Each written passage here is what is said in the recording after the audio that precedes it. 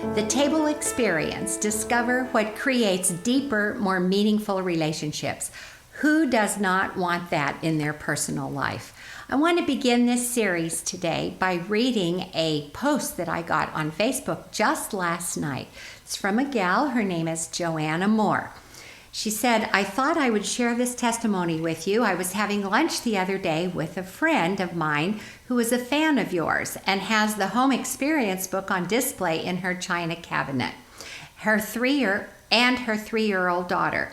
The little girl asked where my kids were. Her grandparents had taken them to Disneyland for the day, and I told her, I'll give you a hint. It's the happiest, funnest place in the world. Not that I think that. I've never been there. But I just know that she had gone, and I've heard it described as such, so I thought she would answer accordingly. Well, I was pleasantly surprised to hear her guess. Home? Made me so proud of my friend who has diligently shaped her home into a place that her children enjoy and feel loved. I want to ask you a question.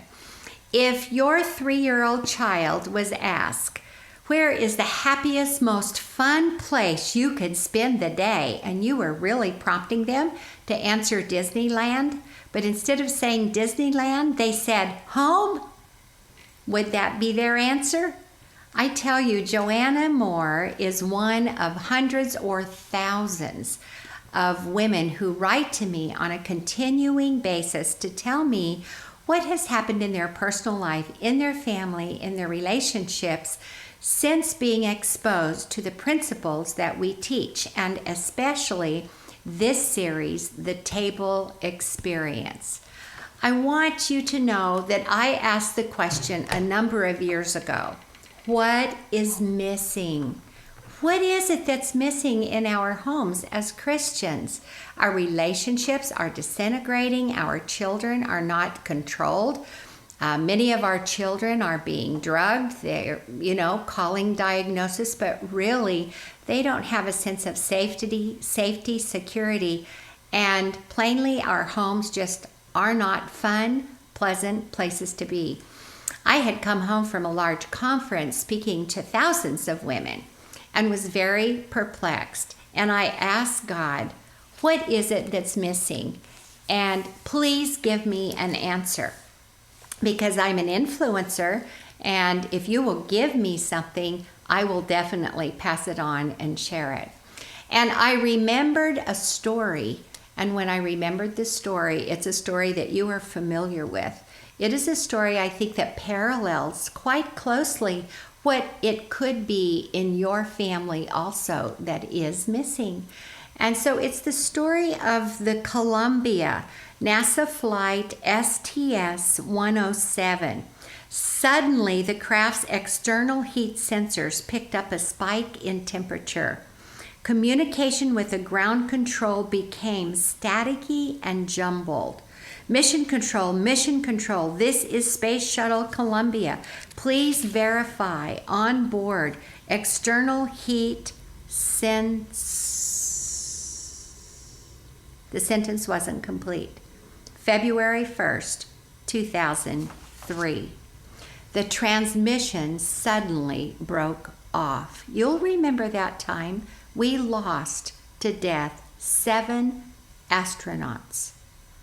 They continued.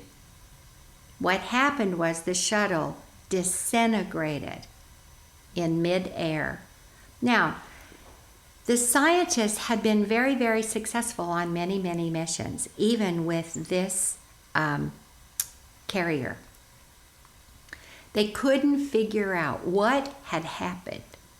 And they said and concluded it was the failure of one small tile. They actually called it a plate, these little plates. And they said, could it be possible that one small plate created the disintegration of an entire spacecraft shuttle? And their conclusion was, yes, that is exactly what happened. And when I remembered that story and asking God, what are we missing? Could it be true in our own families? that one small plate, or from within the environment of our homes, the actual thing that is causing our disintegration is something that's missing. So I began the quest to find out what is it that is missing. I will, in this series, begin unfolding and unwrapping for you what my discovery was. Yes, the table is a centerpiece, but it's not the only thing. And so we're going to have a great study, but I want to encourage you today that you think about the table. Do you sit at the table with your family? Because this could be the plate that is missing in your relationships and in your environment. So we'll see you next week and begin and launch this study.